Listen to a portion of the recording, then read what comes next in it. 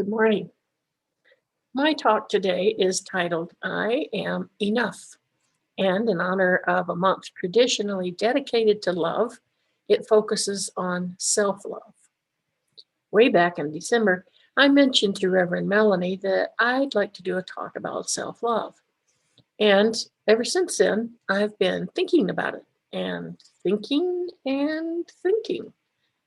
But in trying to prepare for a talk about self love, I discovered I didn't know what to say. Now, I know what you're probably thinking. Me, Chris Kell, the one who always seems to have something to say, not being able to find anything to talk about? Who knew, right? And this is not an exaggeration. As of 5 nights ago, I literally did not have a clue about what should go into this talk. With over 2 months to prepare, I got nothing until this past Tuesday night. That's when I came to the conclusion that maybe I was having a hard time because I'm not really qualified to talk about self love.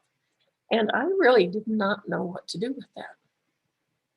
Then Wednesday evening, during the community gathering, conversation turned to the topic of struggling through tough times and the suffering that triggered. I was thinking that night that I have faced relatively few struggles in my life. I've been fortunately blessed to have been cared for all my life. Granted, there have been setbacks and some very painful disappointments along the way, but until now, I never thought of them as suffering. But Wednesday night, I figured it out. I have suffered. I'm suffering now, and I've been making excuses and trying to cover it up for years. I couldn't find the words to talk about self love because I haven't experienced it on more than a superficial level for most of my entire life. Self love, I couldn't even really define it. For a long time, it's been one of those terms that people toss around and use freely in conversation, like Reverend Melanie discussed last week with the phrase, God is love. So it seems that this talk has turned into a self discovery exercise, and I present it today on the off chance that I am not the only one who feels this way. And maybe what I have learned this week can help others as well. To get going, I asked myself the question, what does self love really mean? Of course, being me, I wanted to start by looking up a definition and immediately experienced an aha moment. That's the problem, I thought. My first reaction came from my head, when really love is all about the heart and soul as much or maybe even more than the head.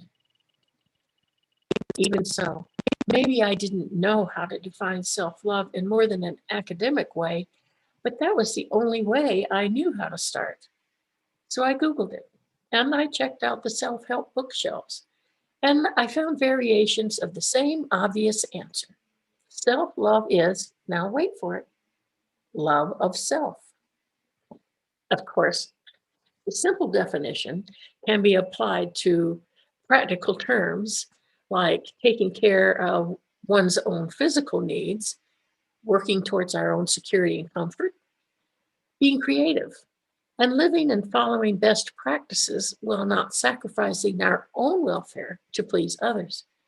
Self love in this sense is mani pedis, spa treatments, working out, nights with the boys and girls, proper nutrition, and otherwise taking care of our bodies and minds. On a level more in tune with a society that tells us to put ourselves last, love of self can be seen as a moral flaw, much like vanity, conceit, selfishness, and a disinclination to forego bad habits and secret pleasures, all of which, according to these folks, are indications of self centeredness, pride, and arrogance. In short, self love can mean something different for each person because we all have many different ways of taking care of ourselves.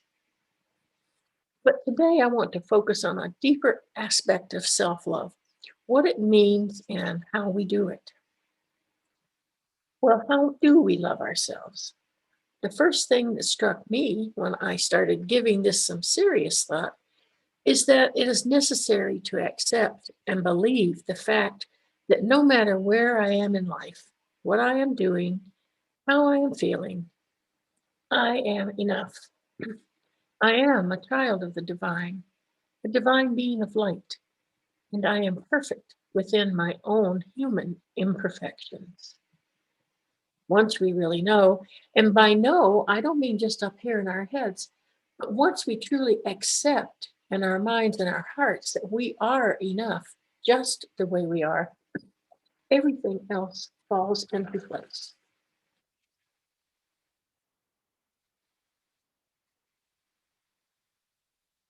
We can, as Ram Dass teaches, love ourselves more and connect to our inner divine essence when we appreciate our humanness with all its imperfections, by finding value in who we are in each moment and not denying the truth of what we find. In order to believe in the truth that we are enough, we must also understand that who I am is not an afterthought, some unfinished project left behind to make do as best we can, but rather that we come from divine creative activity. We have to understand and appreciate that we are participants in the very process of our Creator's inspired design. Thomas Merton had something of this idea when he said, our vocation is not simply to be, but to work together with God and the creation of our own life, our own identity, our own destiny. To know the truth of our identity, of who we are, Morton wrote, we are to pray for our own discovery. The search for true identity requires an honest self love. This is not selfishness, but a humble recognition of our lives as good and true and beautiful. Without real love of self, all other loves are distorted. Lack of self knowledge, St. Bonaventure once wrote, makes for faulty knowledge in all other matters. Merton realized that many people who are weighed down by deep hurts, anger, resentment, lost loves, or broken relationships are desperately seeking to fill their lives with happiness and peace. He stated that the secret of our identity is hidden in the love and mercy of God. One of the first things Ram Dass said when asked how to love ourselves more was to rephrase the question into how can I accept myself more? He taught that generally speaking, because of the way our parents taught us how to be accepted and successful in a conditioned society, early on we began learning that at our core, some parts of us are just wrong. Through this, we began learning to judge ourselves and to form a resistance to those parts of ourselves. And then we start judging other people in order to find value in ourselves and to fit in with the right groups. This even goes down to the specific things we judge ourselves for compared to others. Maybe we hate that our teeth are not straight or that we have to wear glasses. Our hair is not as long or as short as someone else's. Perhaps we don't have as much stuff as our friends, or our bodies are not as sculpted as they should be. We're too fat, too short, too anything, or not enough of something to be considered visually and physically appealing. We all need to feel accepted. And if we're not finding it within ourselves, we inevitably go somewhere else to find it. At its worst, if we cannot come to grips with the reality of who we are at risk of falling into self destructive behaviors, such as overindulging in food, sex, and intimate relationships, addictions and self harm, mental and emotional illness. I read somewhere that most of us are brave and afraid in the exact same moment all day long. Self love means showing up for ourselves even when we feel unlovable or shameful. It means accepting the truth of ourselves, both the light and the dark. Brene Brown tells us that owning our own story can be hard, but not nearly as difficult as spending our lives running away from it. Embracing our vulnerabilities is risky, but not nearly as dangerous, she says, as giving up on love and belonging and joy, the experiences that make us the most vulnerable. Only when we are brave enough to explore the darkness will we discover the infinite power of our light. Getting from self denial to self acceptance is a process. It can be a long, difficult road, personal and often painful, filled with lots of bumps, detours, and some rest stops along the way. In her book, The Gifts of Imperfection, Brown calls it the journey of a lifetime, and she writes about how to navigate the terrain while cultivating what she named the wholehearted life. But the journey, says Brown, is not like trying to reach a destination. It's like walking toward a star in the sky. We never really arrive, but we certainly know that we're heading in the right direction. How much we know and understand ourselves is critically important, but there is something that is even more essential to living a wholehearted life: loving ourselves. To get started on the journey, Brown asks some important questions. What does it take to cultivate a wholehearted life? What gets in the way? What does it take to love and live from a place of worthiness? How do we embrace imperfection? How do we cultivate what we need and let go of the things that are holding us back? The answers to all of the questions, she says, are courage, passion, and connection. Daily practices that, when exercised enough, become incredible gifts, the gifts of our imperfection. Knowledge is important, but only if we're kind and gentle with ourselves as we work to discover who we are. Wholeheartedness is as much about embracing our tenderness and vulnerability as it is about developing knowledge and claiming power. Brown added, and her words confirmed for me what I came to realize this past week. The journey is both head work and heart work. It is life work. It is soul work. Adopting these qualities, courage, compassion, and connection, in our daily lives is how we cultivate worthiness. The courage to reach out is to own our own story and risk sharing it with someone we can count on to respond with compassion. According to Brown, courage originally meant to speak one's mind by telling all one's heart. Courage is being willing to risk feeling vulnerable, embarrassed, hurt, or disappointed. The most dangerous thing we can do when confronting uncomfortable feelings is to hide or bury our story, letting the shame or fear fester and grow.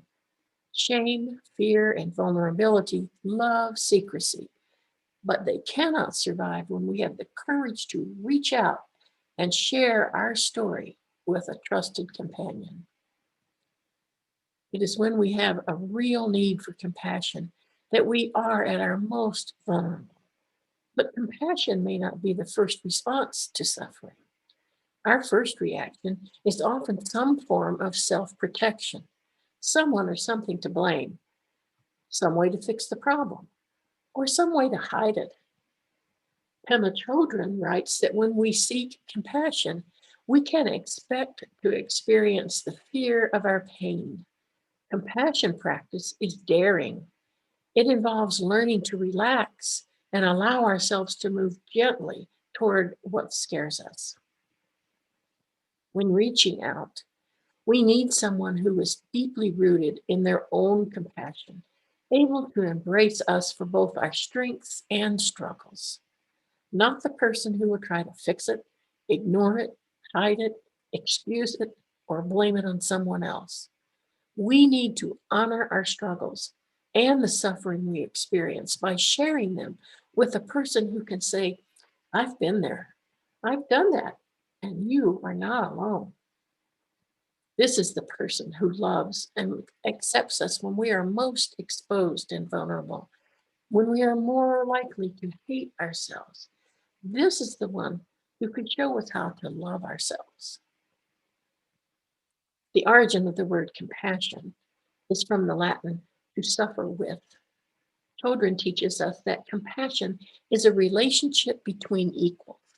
It's only when we know our own darkness well can we be present with the darkness of others. Only when we recognize our shared humanity does compassion become real. Brown tells us that the heart of compassion is really acceptance. And she goes on to define connection as the energy that exists between people when they feel seen, heard, and valued, when they can give and receive without judgment, and when they derive sustenance and strength from the relationship. According to neuroscience research, humans are hardwired for connection. Our relationships shape our biology as well as our experiences. And our innate need for connection makes the consequences of disconnection more real and dangerous. For example, we may think we are connected through our technology, especially social media, but as Brown says, just because we are plugged in doesn't mean we feel seen and heard. Likewise, the cultural norm that honors values like strong independence and going it alone equates not needing anyone with success and self sufficiency over connection and compassion. The truth is, while giving help is easy, we often see accepting help as weak, shameful, and a sign of imperfection. But until we can receive with an open heart, says Brown, we are never really giving with an open heart. When we attach judgment to receiving help, we knowingly or unknowingly attach judgment to giving help. Vulnerability and shame and fear cannot withstand a powerful connection with another person. Such connectedness fuels our worthiness and lets us know that even in our imperfection, we are accepted and worthy of love from others and from ourselves. In Brown's words, it's as simple and complicated as this. If we want to fully experience love and belonging, we must believe that we are worthy of love and belonging. She states that owning our story and loving ourselves through that process is the bravest thing we'll ever do. True love is defined by compassion, caring, and kindness towards ourselves and all other beings. However, I believe that the truest self love goes even deeper. Without learning how to love ourselves with self acceptance and without a belief in the goodness of all creation, love is incomplete. Social psychologist Eric Fromm wrote that all inclusive love must begin with self love. In his words, self love is the opposite of selfishness. The latter is actually a greedy concern with oneself, which springs from and compensates for the lack of genuine love for oneself. Paradoxically, love makes me more independent because it makes me stronger and happier. Brown echoes this sentiment by saying practicing self love means learning how to trust ourselves, to treat ourselves with respect, and to be kind and affectionate toward others, as well as ourselves. This is a tall order, given how hard most of us are on ourselves. She could have been talking directly to me. Critical self talk is my second language. My story to date often includes the denial of my body and health issues, harsh self judgment, lack of self compassion, and a hesitancy to surrender myself completely to loving relationships and a deeper connection with the divine. I think of myself as mostly a caring and accepting person, but loving and accepting imperfections in others is much easier than embracing myself with that same loving kindness. I have resisted discovering and getting to know and love my deepest self. I've been too afraid to make the heart commitment, reluctant to take the hard road, satisfied with easy answers and platitudes, and only showing off what I call the good parts of my story. I struggle and I suffer for it. I want to ignore the pain, avoid it. I don't want to have to struggle. And although I know it's unreasonable, sometimes I am angry at the universe for making life so unfair. But I don't want to struggle anymore. It's tiring, depressing. And in the long run, I believe it takes more energy to doubt myself than to accept. I want to find the courage to just let go of all the pain. Last week, Reverend Melanie taught us that God expresses to us through creation, reconciliation, and revelation. Today, I talked about courage, compassion, and connection, concepts that are similar. And in thinking about the similarities, it reminds me that I am made in the image of God, our Creator. And because God is love, then it has to be true that I am love. Brown has said that our struggles make us who we are. Mine have led me here to you today, to my one world family and my beloveds, hoping that telling my own story, revealing what my own shortcomings and shame and vulnerability are, will encourage others to do the same. And vulnerability will help us all on the journey to embracing self love. In the meantime, I will keep on reaching for the courage to know and love myself, letting a new relationship with myself lead to a renewal and a strengthening of my relationship with Spirit. To let myself see that we are surrounded by the holy and that the holy includes both you and me. I am enough. I am enough. I am loved, loving, and lovable. And so are we all. And so it is. Thank you.